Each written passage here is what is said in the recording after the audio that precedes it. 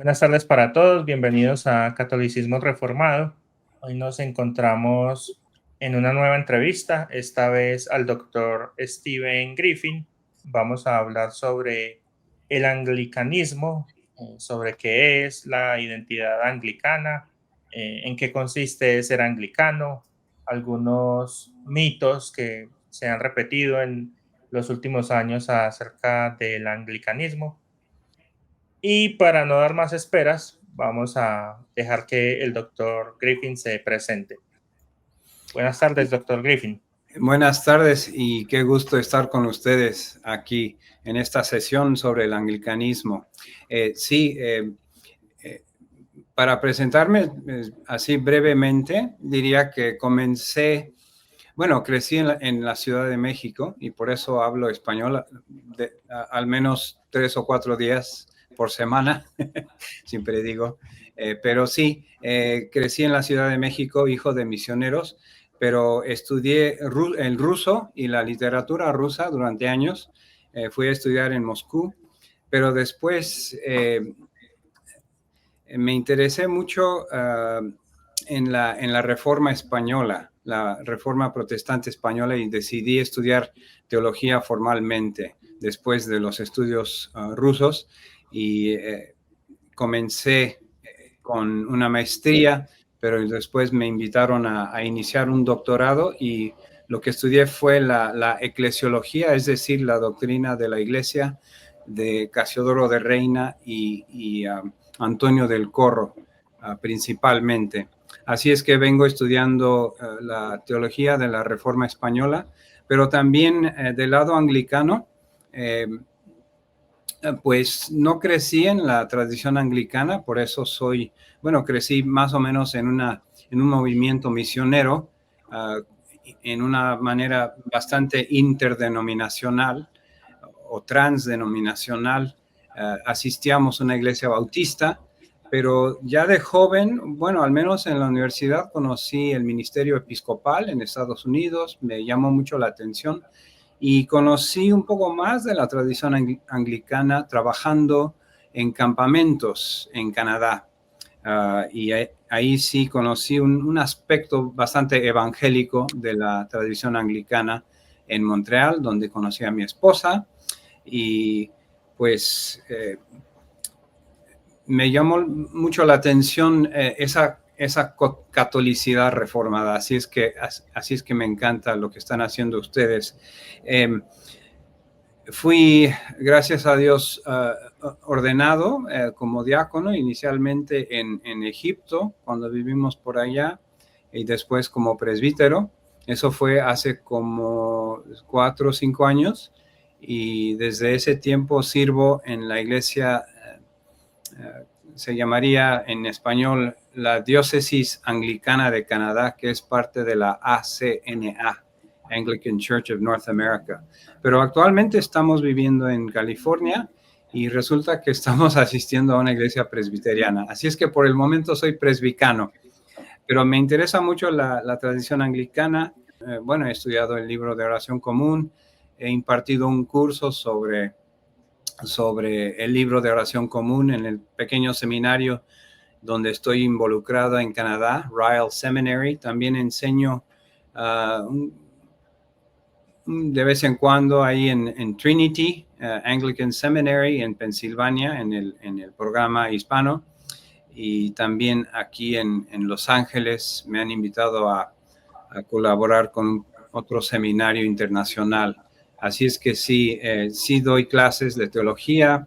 Cuando pueda sirvo en la iglesia y estamos viendo aquí en Los Ángeles si podemos formar tal vez algún grupo de apoyo especial para teólogos, para estudiantes también de teología, que sea de bien para la iglesia y que nos ayude a desarrollar este tema del catolicismo reformado en un sentido un poco más, tal vez más amplio que el anglicano, pero incluyendo a presbiterianos y otros también.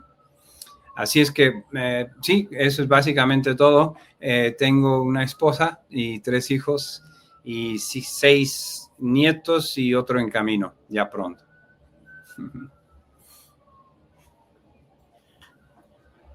Bueno, doctor Stephen, muchas gracias por de nuevo estar con nosotros y también por contarnos sobre su recorrido, su vida también. Bueno, me gustaría comenzar por lo más fundamental, como para introducirnos en el marco general del tema que estamos tratando, y es puntualmente qué podríamos decir qué es el anglicanismo. Cuando hablamos de anglicanismo, el término siempre puede significar muchas cosas según a quien se lo pregunte, ¿no? Pero desde su perspectiva, ¿cómo podríamos describir en esencia lo que el anglicanismo es? Sí, excelente pregunta y es muy bueno comenzar por ahí, porque mucho tiene que ver, sí, la definición tiene que ver cuando tú piensas que comenzó. Así es que hay algunos que remontan al siglo VI y tal vez viendo cómo el Papa Gregorio envió a los monjes a Canterbury y con instrucciones, instruyéndoles a no imponer lo romano, por así decirlo, pero tratar de adaptar la fe al contexto local. Algunos comienzan ahí y hablan del anglicanismo. Sí, en ese momento se habría intensificado el episcopado, se habría intensificado la sucesión apostólica, y por eso comienzan ahí. Otros toman un salto enorme hasta el siglo XIX y hablan de la comunión anglicana y tal vez dicen que comenzó el anglicanismo cuando ya se formó la comunión anglicana como tal, como algo global. Y otros, tal vez más protestantes, dicen que la tradición anglicana comienza en el siglo XVI con la Reforma Protestante. Pero sí, en el sentido más amplio, tal vez podríamos decir que es la historia pues, del cristianismo en las Islas Británicas, que tiene podríamos decir, como 4 momentos. El momento más largo, el momento romano, y no era puramente romano en ese sentido, porque sí hubo aspectos anglosajones, pero el momento romano, después el segundo momento, la ruptura administrativa con Roma, bajo Enrique VIII. El tercer momento sería la reforma propia, bajo el liderazgo de Cranmer. Y después un momento más desarrollado, que podríamos decir que fue una serie de acontecimientos posteriores, pues que dieron lugar a 3 partidos, por así decirlo, dentro de la tradición anglicana: la iglesia baja, la iglesia amplia y la iglesia alta. Hoy en día, si alguien es de la iglesia alta, probablemente va a favorecer lo que yo llamo el anglicanismo bizantino. Si es de la iglesia amplia, se va a alinear con el movimiento más progresista, y si es de la iglesia baja, va a ser protestante y muy probablemente evangélico. Pero para los anglicanos protestantes, el anglicanismo comenzó a ser una especie de catolicismo reformado bajo teólogos hasta como John Wycliffe en el siglo XIV. Él con una consideración o visión bastante alta de la autoridad de la Biblia, él se opuso a las innovaciones medievales como el culto a los santos y la doctrina de la transustanciación. Pude leer con mis estudiantes en la Universidad McGill en Montreal una parte del Trialogus de Wycliffe que vale la pena tal vez leer, porque ahí sí vemos claramente la manera en que él ya nos sirve casi como precursor del anglicanismo reformado, o el anglicanismo como un movimiento católico reformado. Así es que yo diría que ese es el anglicanismo esencialmente. Si lo queremos ver desde un punto de vista como la historia del cristianismo en las Islas Británicas o como algún momento decisivo, entonces ahí es donde, por ahí podríamos comenzar. Ok, doctor Griffin, y retomando un poco de lo que usted estaba mencionando de los primeros siglos, ¿podría extenderse sobre esa relación entre la Iglesia de Inglaterra en las Islas Británicas y la Iglesia de Roma en esos primeros siglos de su historia? ¿Qué pasaba en esos siglos? ¿Cuál era la relación? ¿Era una relación de subordinación, de amistad? Pues yo diría que en esa época los cristianos en las islas se consideraban parte de una iglesia católica y por supuesto era romana, ¿verdad? Porque si es que se extendió en esa época muy temprana, en el siglo II, a las islas, pues ya era por la ruta romana y que permitió que llegara el mensaje de Jesús a las islas. Pero sí, era básicamente una extensión de Roma. O sea, aunque sí, algunos monarcas eran más independientes, pero el clero, por lo regular, era más fiel a Roma. Y también vemos ahí con el Papa Gregorio, que fue un gran papa. Sí, los monjes que mencioné, que envió en el siglo VI y que les instruyó que no impusieran costumbres romanas, así la liturgia, pero que adaptaran la tradición al entorno local.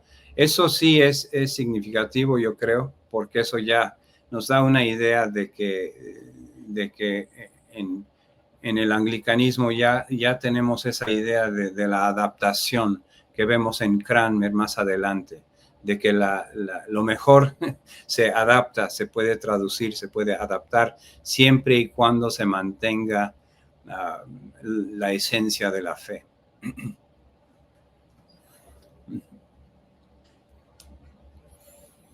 Doctor Stephen, entonces, bueno, entendiendo esta, digamos, relación que hubo en los primeros siglos entre la Iglesia de Inglaterra y Roma también, bueno, es evidente que en el siglo XVI tenemos un quiebre de esa relación. Entonces, ¿cómo? Y ese quiebre, bueno, es lo que entendemos como parte de la Reforma Protestante también. Entonces, ¿cómo llegamos hasta eso? ¿Cómo llegamos a ese quiebre?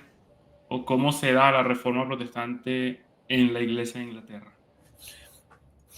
Sí, a veces muchos piensan que mencioné los momentos anteriormente porque para distinguir entre ese momento de ruptura administrativa, que es muy diferente a la Reforma Protestante como tal. El momento de la ruptura administrativa representa, claro, un momento decisivo, pero no de reforma en el sentido sustancial. La reforma en Inglaterra comenzó propiamente con Cranmer, quien bajo el reinado de Eduardo VI, pues llevó a la Iglesia de Inglaterra al movimiento protestante. Vemos en las cartas de Cranmer, vemos cómo él les escribía a los reformadores en el continente, hasta hay evidencia de que quería juntar casi un concilio protestante para poder adelantar algunos de los desafíos, para enfrentarse a algunos de los desafíos que se estaban dando en esa época, principalmente en la cuestión de la identidad del protestantismo y de la identidad eclesial. Eso lo podemos comentar un poco más adelante tal vez. Pero el anglicanismo, bueno, podemos decir que la reforma se consolidó durante el reinado de Isabel la primera, en el reinado bastante largo, desde 1558 hasta 1603, en que durante ese reinado se pudo consolidar la reforma y que más adelante ya vemos evidencia de eso en el libro de oración común de 1662, que recoge los libros de oración común de 1549, 1552, y ya podemos hablar de una tradición católica y reformada en las islas. Se dice, o creo que Ashley Null ha comentado, que Cranmer heredó una iglesia protestante, pero que carecía de protestantes. Por eso tuvo que ayudarles a hacer esa transición, y por eso el libro de oración común. Ok. Usted mencionó, doctor Griffin, al arzobispo Cranmer como un nombre y hombre que inició propiamente la reforma en términos eclesiales, no solamente a través del quiebre institucional. A nosotros nos gustaría conocer otros nombres desde el lado eclesial de quienes participaron en dicho proceso de reforma, puesto que hemos leído algunos trabajos historiográficos en los últimos 15, 20 años, y nos sorprendió bastante que no solo se nombra a teólogos de las Islas Británicas, sino que se nombran a reformadores del continente, como Pedro Martir Vermigli, o como Martín Bucero, o como Enrique Bullinger. Entonces, quisiéramos que usted se explayara un poco en ese abanico de personas que participaron de una u otra manera en la reforma inglesa. Sí, excelente la pregunta. Sí, del lado inglés, es bueno conocer algo del testimonio de los llamados 3 obispos de los mártires de Oxford, Latimer, Ridley y Hooper, que si uno visita Oxford puede ver ahí donde hay un lugar donde, han puesto como un letrero ahí donde fueron quemados estos obispos, y posteriormente Cranmer también. Pero sí, aparte de Cranmer, tenemos que mencionar a estos obispos bajo el reinado que sufrieron y que murieron bajo el reinado de María, la primera esposa de Felipe II de España.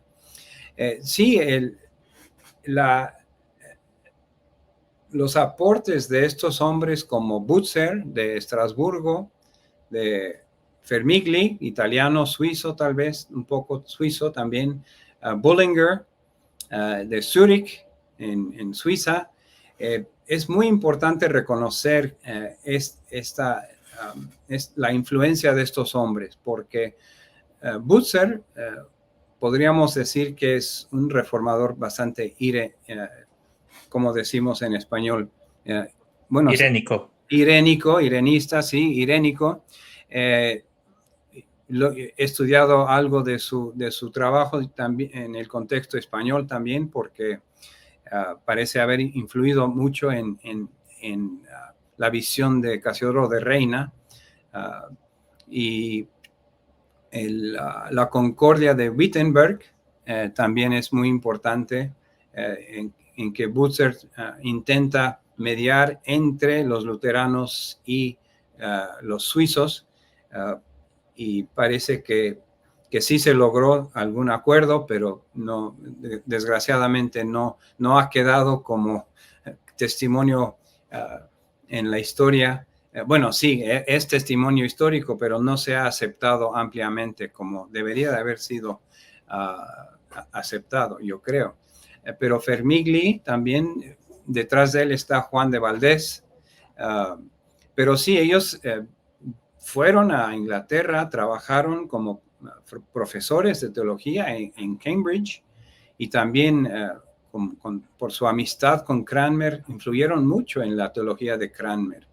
Así es que es casi imposible entender a Cranmer aparte del trabajo de estos hombres. También Bullinger, los escritos y principalmente los sermones de Heinrich Bullinger, el sucesor de Zwinglio en Zúrich. Los sermones sirvieron como lectura obligatoria para los pastores, para el clero del siglo XVI.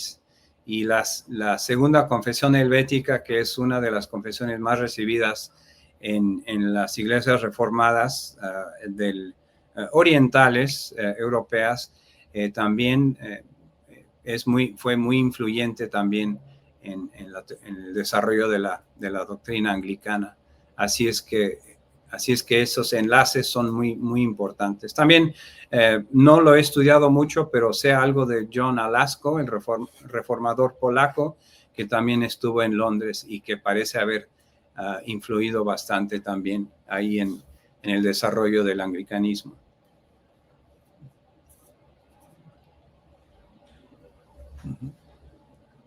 Profesor, usted mencionó ahorita también, hace un momento, sobre, bueno, esta relación entre la Iglesia de Inglaterra y Roma, que en un sentido la Iglesia de Inglaterra gozaba de cierta independencia, aunque obviamente ellos se veían como miembros de toda la Iglesia católica, pero también, bueno, subrayó esta idea de, bueno, que es una carta, ¿no?, que Gregorio Magno le dijo a Agustín de no imponer sobre la Iglesia de Inglaterra los usos y las costumbres de la Iglesia de Roma. Al mismo tiempo, unido a esa idea, uno sabe que los reformadores, todos en general, no se veían a sí mismos como creando una iglesia nueva, sino más bien como volviendo, ¿no?, a la forma más primitiva de la iglesia o al evangelio, a la forma más pura del evangelio. En el caso de los reformadores ingleses, es posible pensar que ellos también se veían a sí mismos como quienes estaban recuperando esta forma antigua de la Iglesia de Inglaterra, en la que Roma no tenía sobre ellos una imposición absoluta. Es decir, o sea, si esa lectura es acertada también. Sí, yo creo que definitivamente sí. Vemos que hombres como Cranmer, Jewell y Hooker demuestran su compromiso con las enseñanzas de los padres, especialmente de los primeros 5 siglos. Así que vemos cómo citan ampliamente, por ejemplo, a Agustín, a Crisóstomo, a Cipriano, a Tertuliano, y si ustedes han tenido la oportunidad de leer algo de la apología de la Iglesia de Inglaterra, de Jewell, también vemos ejemplos de la manera en que cita a estos. También Cranmer mismo, si han leído el sermón sobre la salvación, que habla de la justificación, creo que es en la segunda parte donde la pregunta central es si estamos desarrollando algo nuevo, y la respuesta es que no, y ahí cita a los padres y básicamente insiste en que no estamos inventando nada nuevo, que el catolicismo es algo que no rechazamos, más bien lo estamos tratando de salvaguardar. Y en términos modernos podríamos decir que si quieres ser católico, tienes que también a la vez ser protestante. Pero sí, de hecho, están estudiando a los padres así, al igual que los reformadores continentales. Doctor Griffin, precisamente mi próxima pregunta iba en ese sentido.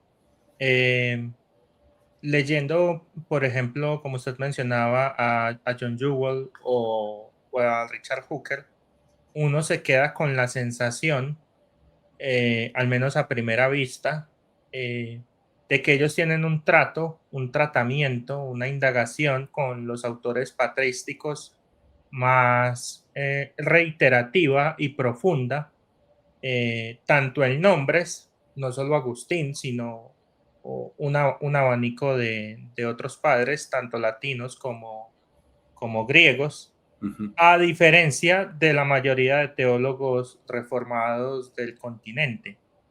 ¿Usted comparte esa apreciación? ¿Cree que, al menos en el caso de la Reforma inglesa, hay una profundización en la patrística en mayor grado que en otras reformas de los demás países de Europa? Yo en lo personal no puedo contestar definitivamente porque no soy experto en la manera en que los ingleses utilizaron los recursos. Solo he notado en sus escritos que sí los están citando, los están estudiando y parece que sienten que es la tarea necesaria para ser católico reformado en su época. Pero sí, subrayo el hecho de que están viendo los primeros 5 siglos en particular. Y de ahí surge la idea de que el fundamento del catolicismo anglicano son los primeros 5 siglos. Ok, siguiendo con ese hilo, me da pie para consultarle entonces, eh, ¿cuál es el cuerpo confesional de los anglicanos? ¿Qué sería lo católico en el mejor sentido de la palabra? ¿Y qué sería lo reformado? ¿Y cuál sería ese cuerpo confesional oficial, el que se desarrolló en la Reforma? Sí, sí, pregunta interesante porque a veces nos gusta decir que sí, tenemos artículos católicos, ¿verdad? Pero también vienen siendo artículos reformados también.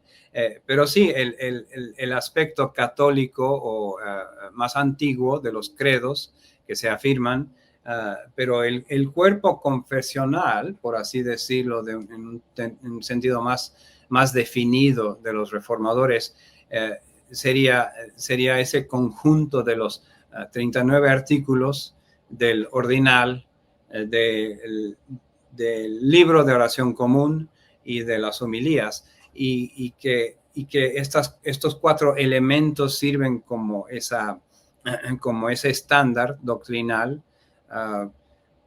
y que deberían interpretarse así como interpretamos un libro de la Biblia, un pasaje bíblico, dentro del contexto del conjunto entero. Así es que, por ejemplo, si vamos a tratar de explicar la doctrina de la expiación o de la predestinación o del bautismo o de la regeneración bautismal, si vamos a hablar en esos términos, tenemos que ver no solo lo que dice la liturgia, pero también lo que dicen los artículos. No sé si he contestado exactamente la pregunta, pero ese es, así entendí la pregunta sobre el cuerpo confesional. Sí, lo preguntaba porque no sé en los círculos en los que usted ha servido, pero al menos aquí en Hispanoamérica, especialmente en el sur del continente, se suele entender solamente la confesionalidad anglicana oficial o reformada como los 39 artículos de la religión. Sin embargo, creo que es muy importante para todos los que nos definimos a sí mismos como anglicanos, eso que usted mencionó, de que en realidad los formularios son una unidad que se conjuga entre sí, Sí. y es como un diamante unido en todas sus partes y en todas sus formas, y quizá lo podamos conversar en preguntas futuras, pero quizá desprendernos precisamente de esas otras partes de la confesionalidad, como el libro de oración, el ordinal o las homilías, que son tan importantes, es lo que ha precisamente socavado parte de la identidad anglicana original. Ujú. Ahora, siguiendo con eso, me quedó una duda, o más bien un pensamiento, como cuando usted introdujo el anglicanismo como una iglesia en Inglaterra que estaba sujeta en cierta medida a Roma, dependiendo de claramente a quien uno le pregunte, le diría que está más o menos sujeta, pero me refiero específicamente a esto, en que el mismo nombre de anglicanismo te trae la idea de una iglesia nacional inglesa, Ujú. pero no deja de sorprender eso que usted mencionó, como de esa red de reformadores que no eran británicos ni ingleses, sino que hacían parte del continente y que tuvieron un papel activo en esa confesionalidad. Entonces, no sé qué reflexiona hace usted al respecto de cierta internacionalización de la reforma inglesa, pese a que lleve un nombre tan distintivamente inglés.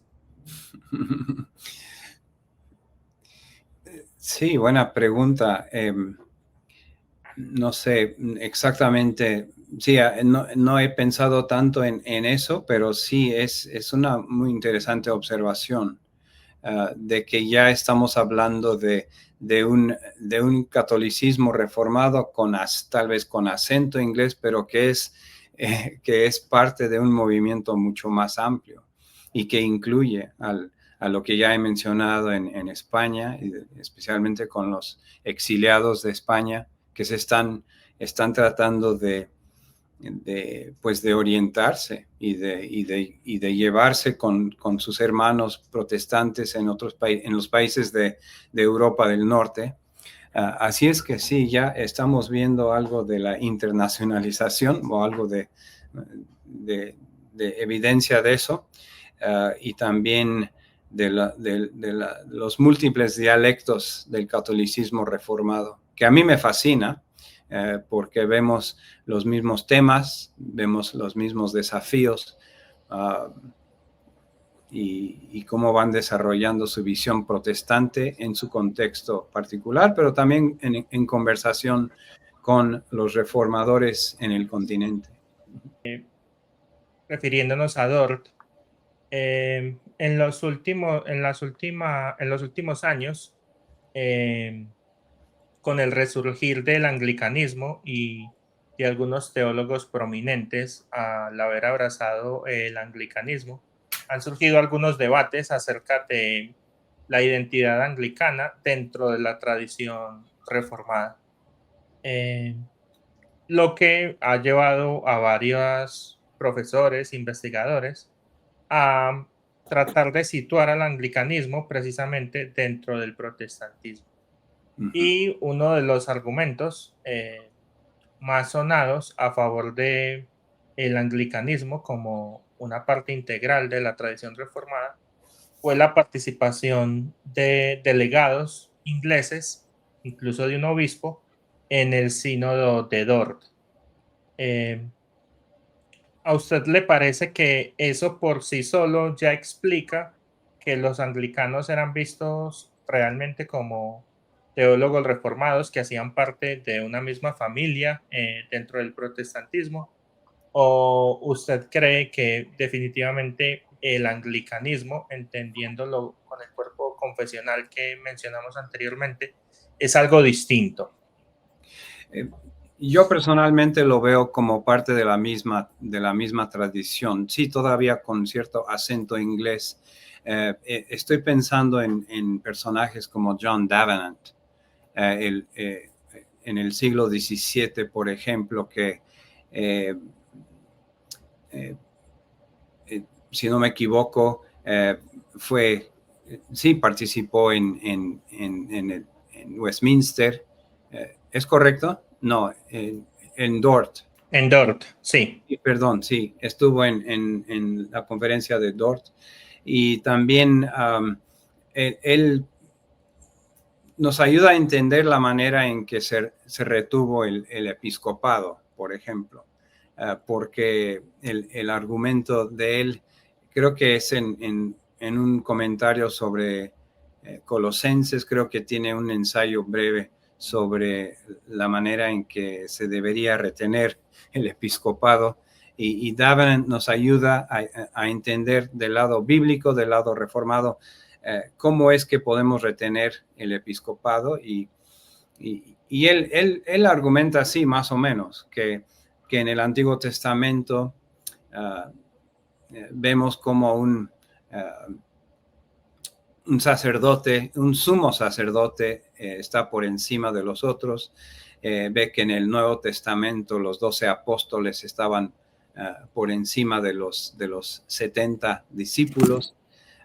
Y como especialmente en Jerusalén y en Creta y en Éfeso, Santiago, Tito y Timoteo ejercen como pastores principales y también nombran a ancianos, a otros ancianos. Pero al mismo tiempo nos ayuda a entender que los obispos se retienen no como pues pastores esenciales para la identidad de la iglesia, sino para el bienestar. Y esto quedó como el consenso protestante anglicano, que a veces no se ha entendido suficientemente bien. Pero si yo entiendo bien, si un pastor venía de Alemania o de Suiza y se iba a Inglaterra en el siglo XVII hasta XVIII, no lo iban a ordenar de nuevo, lo recibían como pastor en la iglesia anglicana. Así es que eso nos ayuda, para contestar la pregunta, nos ayuda a ver que estamos hablando esencialmente de la misma tradición reformada, aunque sí tenga su acento particular. Por ejemplo, en el artículo 17 de los artículos, de 39 artículos, vemos que la predestinación sí se explica de una manera reformada, pero no se desarrolla el tema de la reprobación, así como para decir, no vamos a insistir ni en una postura luterana, ni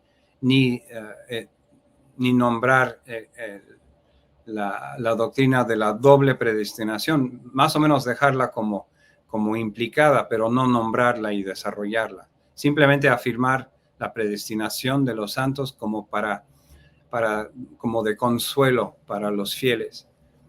Así es que pongo ese detalle porque es importante para entender el acento inglés. Y se está hablando mucho hoy en día acerca de Davenant y en ese sentido. Y también del arzobispo Usher, el irlandés.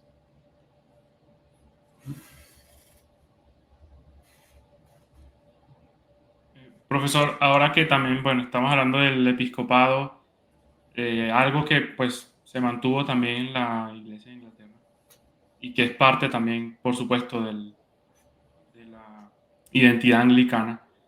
Cuando hablamos del episcopado también creo que es inevitable hablar de la figura del arzobispo de Canterbury, porque muchas veces cuando se habla de esto, diferentes sectores podrían interpretar que el arzobispo de Canterbury para los anglicanos es como el papa, ¿no?, en Roma. Es como que, bueno, en Roma tienen al papa y los anglicanos tienen al arzobispo. Entonces,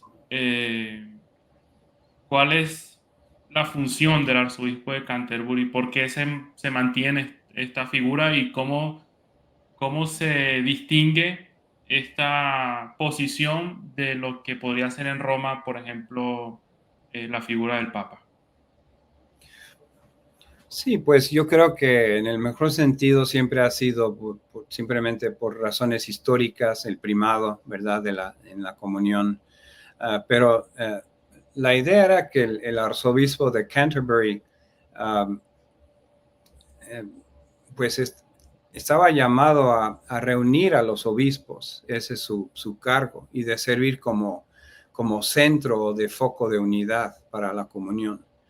pero sin ejercer ningún tipo de autoridad jurisdiccional sobre los demás arzobispos y iglesias autónomas.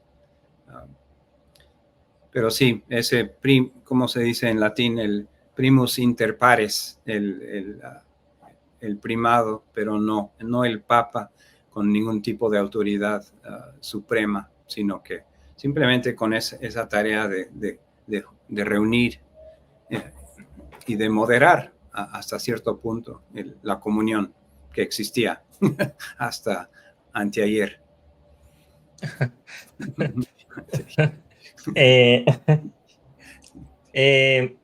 Doctor Griffin, retomando un poco sobre los formularios, me quedó sonando el asunto del libro de oración común, puesto que no podemos negar que es una característica muy particular en la tradición reformada.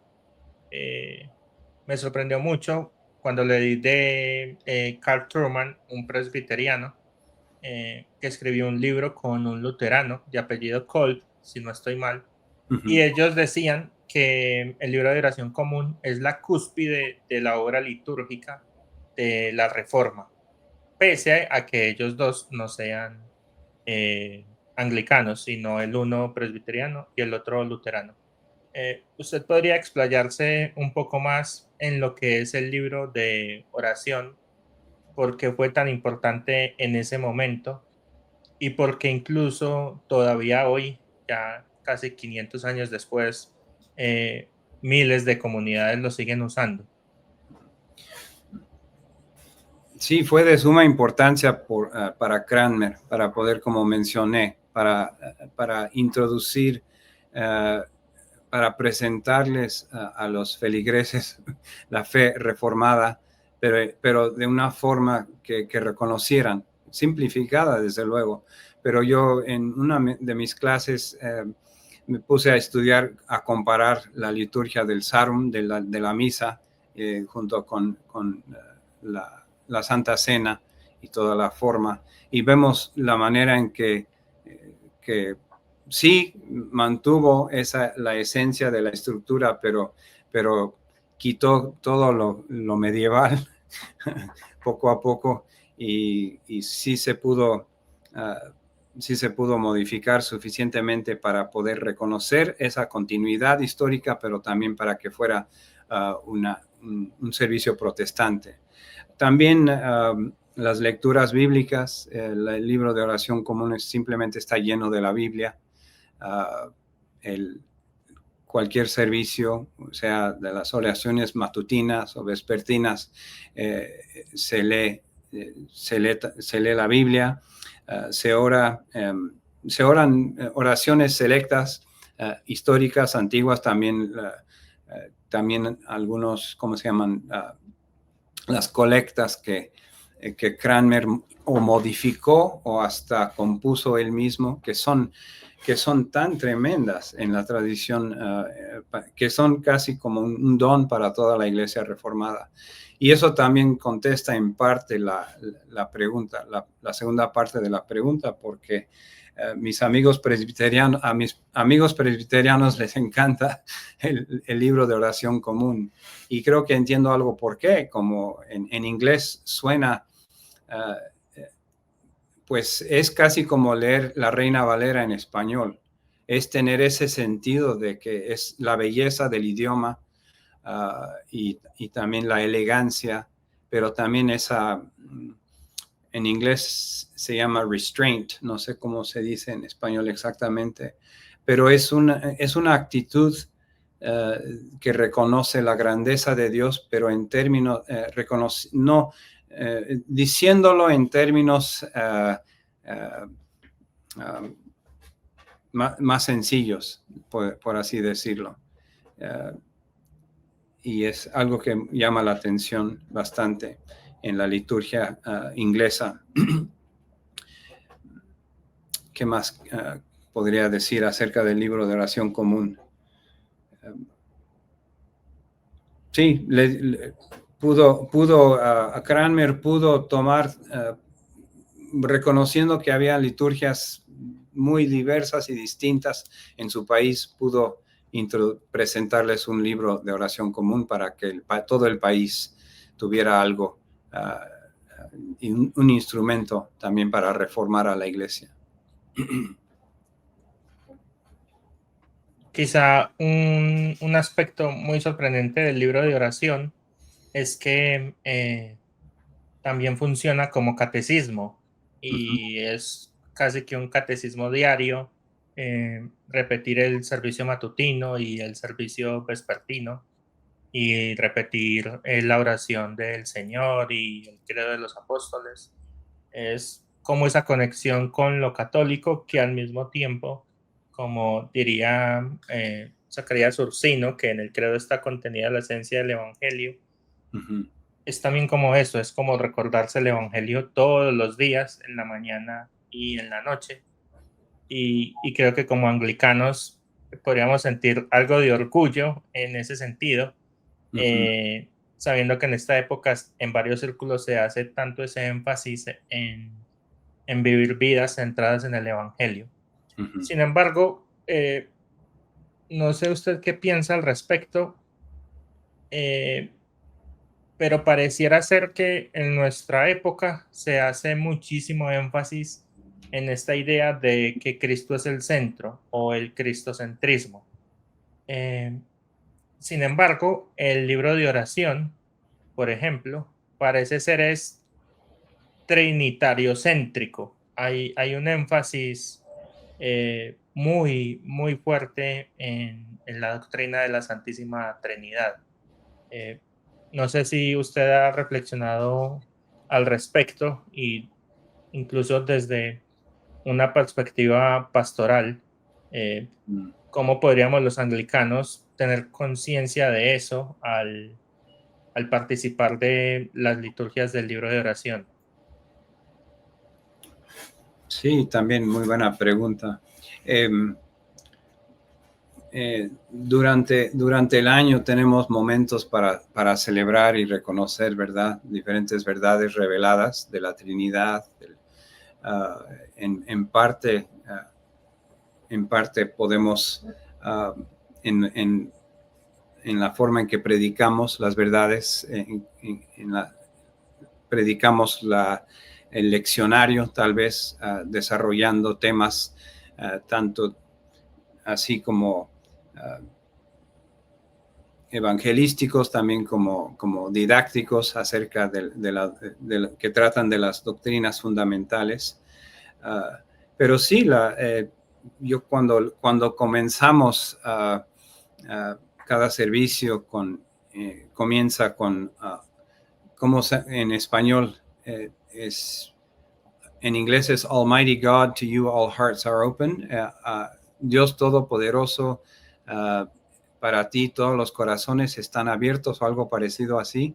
Perdón que no lo conozca en español, pero sí, es una invitación para que el Espíritu Santo ya desde el principio de cada servicio nos ilumine, nos transforme para poder recibir lo que Él tiene para nosotros. Sí, es un tema bien rico que se puede desarrollar de diferentes maneras en la prédica, en la comunión, reconociendo la obra del Espíritu Santo, de nuestra unión con Cristo a través del Espíritu Santo. Así es que sí, esa idea de unión con Cristo a través de la obra del Espíritu Santo, que es también es un tema muy reformado también, que podemos introducir y desarrollar aún más en la iglesia.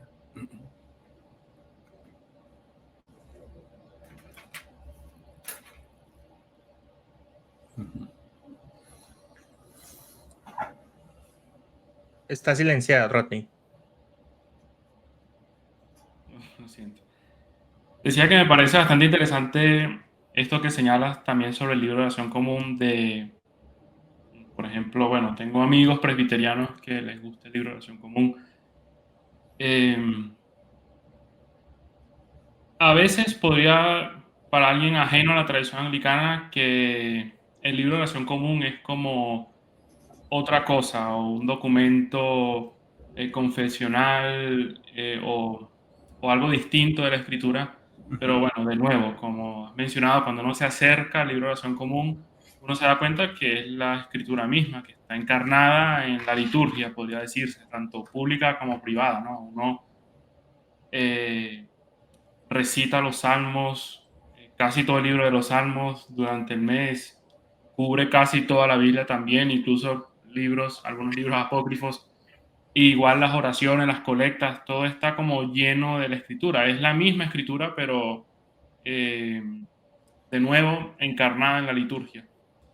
Entonces, me surge como, podría decirse, cierta pregunta sobre qué tan anglicano es el libro de oración común, en el sentido de que si uno lo puede entender como parte del cuerpo confesional anglicano, pero al mismo tiempo es una liturgia, por decirlo así, que puede ser usada en cualquier tradición reformada. Entonces, me parece que es como muy equilibrado, por decirlo así, entre siendo un documento anglicano, pero también muy católico, porque puede ser usado por cualquier tradición reformada también. Sí, ustedes tal vez también han, más que yo, han reflexionado en la manera en que una tradición inglesa se pueda traducir y que sea por el hecho precisamente de que sea una tradición bíblica, una tradición de oración informada por la Biblia, se pueda traducir fácilmente, ¿verdad?, a otros contextos. Y ese principio cranmeriano de no insistir en que el servicio sea idéntico, ¿verdad?, pero que se adapte siempre y cuando el contenido sea fiel a la herencia. Pero sí, me imagino que ustedes tienen ideas sobre eso, ¿verdad?, sobre la traducibilidad de la tradición anglicana, porque a veces me pregunto si en el contexto hispano el término anglicano es el término adecuado. O si deberíamos de escoger algo diferente. Claro, sí, sobre todo, bueno, hablando un poco de eso, el libro de oración es muy traducible en el sentido de que lo que se está traduciendo es la Biblia. Digamos que pueden haber dificultades con algunas colectas en tanto tienen ritmo y cadencia de la poesía inglesa.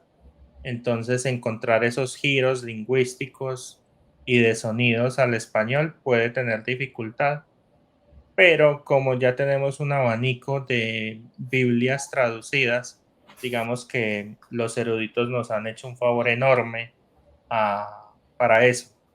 Y Uh-huh. respecto al término que es muy apropiado, de hecho, para hablar de la identidad anglicana, eh, nosotros a veces preferimos episcopales reformados, eh, puesto que pareciera ser que un distintivo de nuestra tradición es el gobierno episcopal, como en el caso de los presbiterianos, que se adhieren a la Confesión de Westminster, pues su distintivo pareciera ser precisamente su gobierno presbiteriano.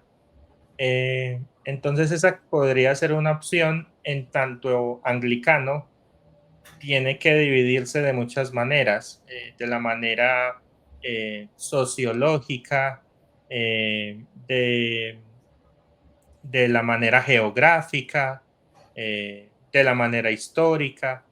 Entonces ese tipo de conversaciones se hacen muy extensas y a la hora de uno explicarle a una persona lo que cree, pues dedicarle 10 o 15 minutos a explicarle las diferentes acepciones de un término, pues es como muy difícil.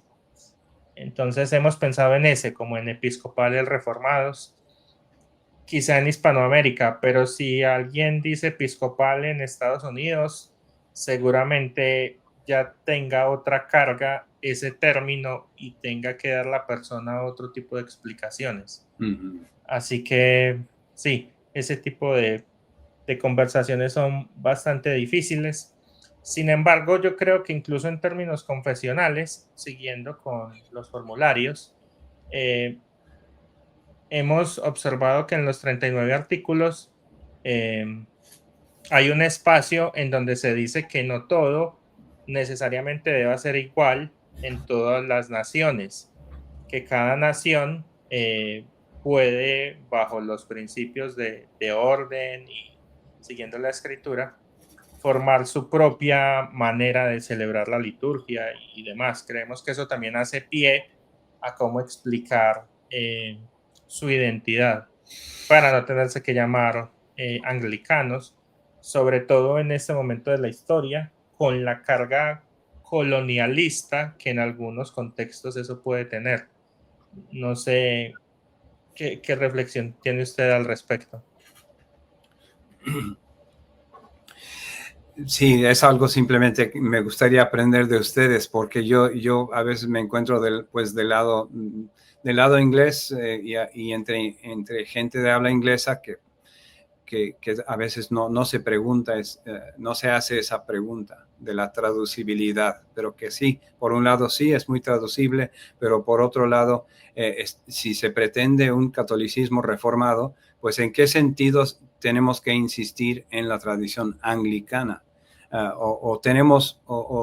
Es que tenemos recursos que recobrar de la tradición anglicana, que puede ser valiosas, ¿verdad? Para para la iglesia en otras partes.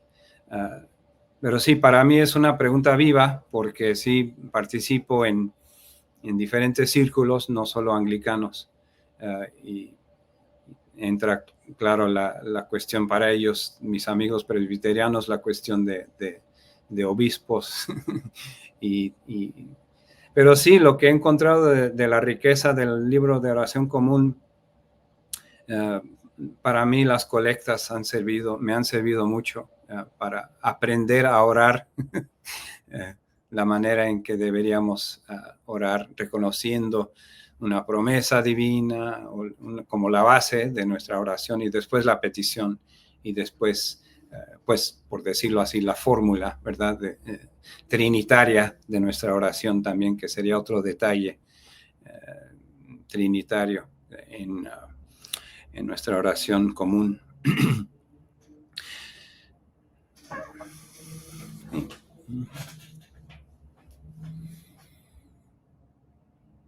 Está silenciado. A ver. Sí, bueno,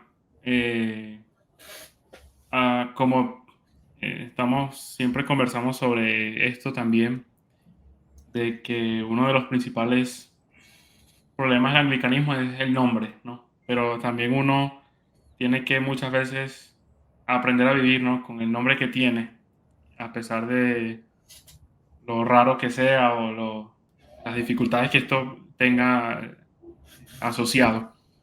Pero también parte de esas confusiones sobre el anglicanismo en particular, pero por supuesto sobre la tradición reformada en general, responde a muchas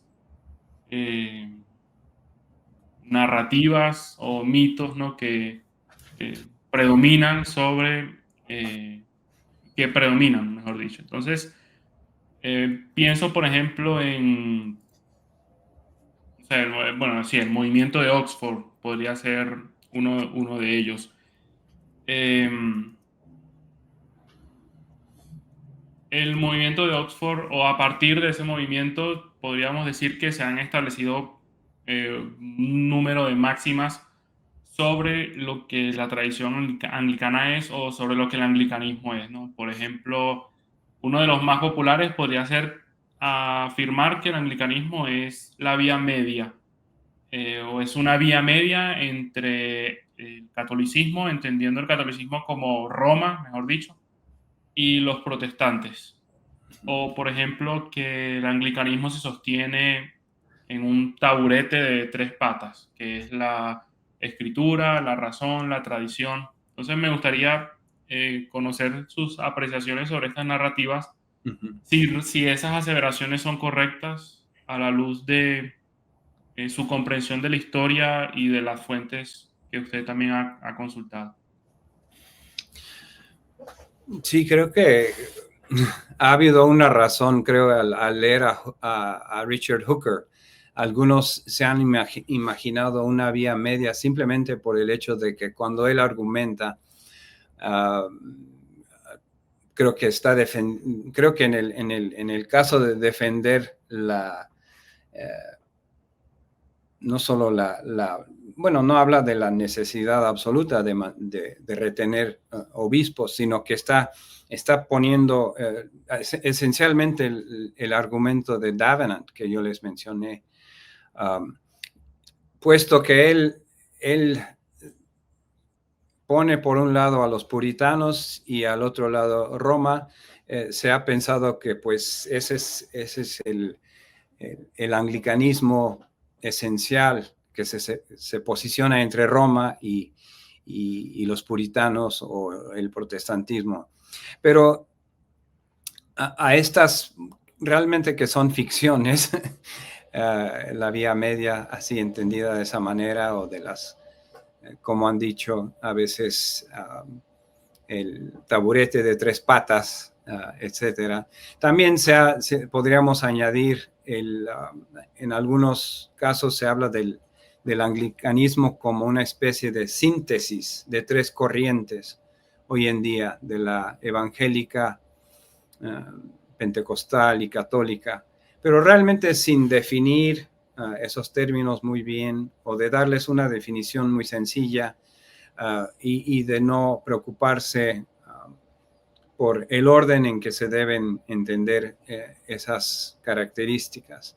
Yo creo que todo esto sirve a un propósito esencialmente institucional, que es decir, para tratar de evitar que el mayor número posible de personas formen su propio movimiento, ¿verdad? Para que todos estén contentos dentro de la misma institución, pero no se toman en serio.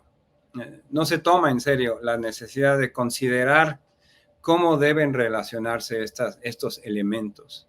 Si vamos a hablar de elementos como pentecostalismo, o el elemento católico, y qué es y qué significa. Así es que sí tenemos esa tarea de tratar de entender qué es lo fundamental para el anglicanismo, o precisamente cuál es la manera de salvaguardar la herencia y la tradición apostólica que hemos heredado. Porque no estamos diciendo que los hermanos del lado, por decir así, del lado bizantino, no son hermanos. Por supuesto son hermanos, solo que sí tenemos mucho que discutir en cuanto a la iglesia, qué es la iglesia, cómo vamos a pensar en la autoridad de la iglesia en relación con la Biblia, y un montón de preguntas que surgen cuando comenzamos a platicar con nuestros hermanos bizantinos, por así decirlo, que son anglicanos también. Doctor Griffin, sé que, o más bien intuyo, que ese término de anglicanismo bizantino es bastante conocido y debatido en la última literatura en Estados Unidos. Pero en Hispanoamérica, me atrevería a decir que por suerte todavía no tenemos ese reto. ¿Usted nos podría explicar en qué consiste ese anglicanismo bizantino? La verdad es que no he visto el término, es que yo lo he introducido, porque me he dado cuenta de que después de haber estudiado en Rusia y de interesarme en la tradición ortodoxa, también he visto que no es, mis hermanos que están de ese lado, y que son personas nombres que ustedes tal vez reconozcan, como Hans Boersma y Gerald McDermott y otros más. He notado que especialmente en los escritos de Boersma, estamos hablando no de un anglocatolicismo exactamente. Estamos hablando de una visión bizantina, porque nos ponemos a pensar en la gramática de la fe como la presenta alguien como Hans Boersma, hay mucho que valorar de lo que comparte, pero también la estructura o la gramática de lo que nos ofrece es esencialmente bizantino, con la misma doctrina de la revelación, con temas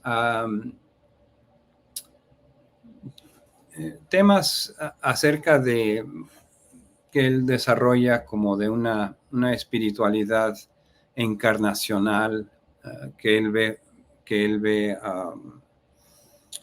o tal vez lo explicaría como una visión sacramental del cosmos, en que casi cada momento es una ocasión de revelación. Y yo eso lo he visto en la tradición ortodoxa, y me parece a mí que la mejor manera de pensar en cómo dialogar con hermanos de ese lado es tratar de profundizar en estos temas de la ortodoxia oriental y tal vez ver que eso llama la atención hoy en día, especialmente entre muchos jóvenes aquí en esta parte del mundo. Jóvenes que han crecido en iglesias bíblicas tal vez, pero que parece que no tienen fundamento histórico. Entras, cantas 30 minutos, alguien predica y te sales. Y es lo que muchos conocen. Y tal vez se andan preguntando, pues, ¿en qué me baso en todo esto? ¿A qué tradición pertenezco de veras? Y ven que entran en una iglesia ortodoxa y ven que pues aquí se siente algo del misterio, se celebra lo material, se siente esa espiritualidad sacramental de todo. Y pues es lo que yo he tratado de utilizar como una herramienta para ese diálogo. Gracias por esa explicación.